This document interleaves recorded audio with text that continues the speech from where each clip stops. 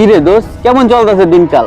আরে দোস্ত, দিনকাল তো ভালোই যাইতেছে, কিন্তু এই পরিবেশে একটু মাল হইলে ভালোই। এই বেটা, তুই কি এর চিন্তা করস? ভাই আছি না?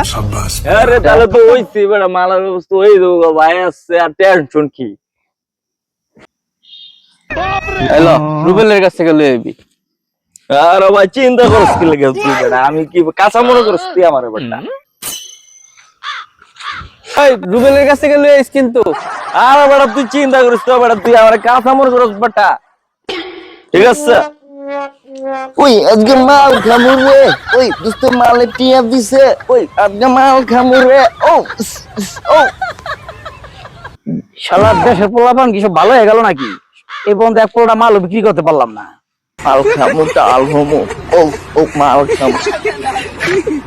বড় ভাই মাল আছে কি রে ছোট ভাই, কয়টা? দুইটা। ছোট ভাই মাল তো আছে, কত মাংবো? বড় ভাই সুমন ভাই সামনে পড়া যাবো না।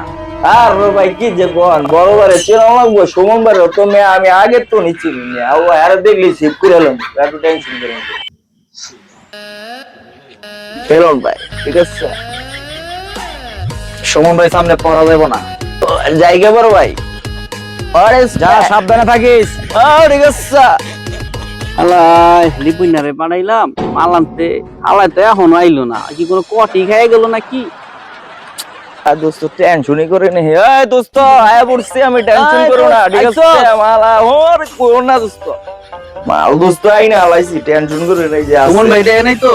আরে ভাই তুই কি কসর, বড় ভাইরে দেখাইলে কি মাল খাও? আর বুঝি না আমি, তুমি কি সমস্ত কথাবার্তা কও, ঠিক আছে? আচ্ছা বানা। আচ্ছা ঠিক আছে।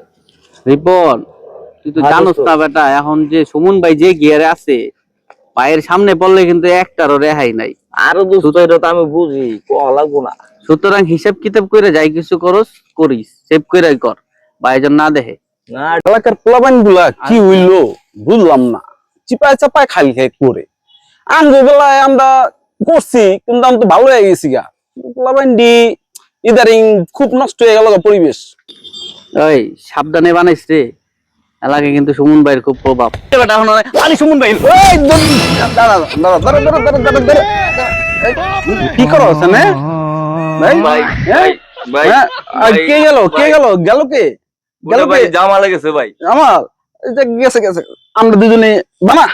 আর ভাই কোন কি ভাই, আরে! আপনি মাল খাইবেন ভাই? ভাই বাবা, ভাই বাবা, আপনি ইসলাম। খাইবেন মাল?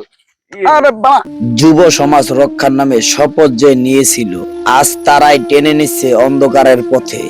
মাদক থেকে বাঁচাবো বলেছিল যারা, তাদের হাতে আজ ধ্বংসের দ্বারা।